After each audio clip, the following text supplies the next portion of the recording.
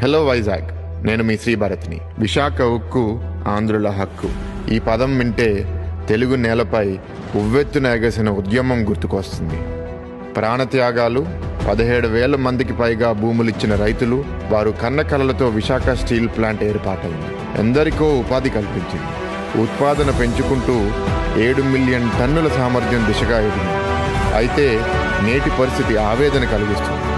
మన steel plant కోసం నేడు మరోమారు ఉద్యమాలు చేయాల్సి వస్తుంది. 2002లో అప్పటి ఎంపీలు మా తాతగారైన ఎంవీవీఎస్ మూర్తి గారు, ఎర్రన్నాయుడు గారు, చంద్రబాబు నాయుడు గారి నాయకత్వంలో కేంద్ర ప్రభుత్వాన్ని ఒప్పించి ప్రైవేటీకరణ ఆపడం జరిగింది.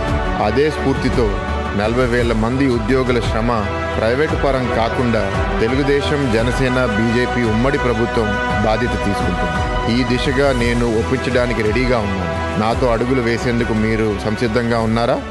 శ్రీ భరత్ కి ఓటేద్దాం, విశాఖను గెలిపిద్దాం.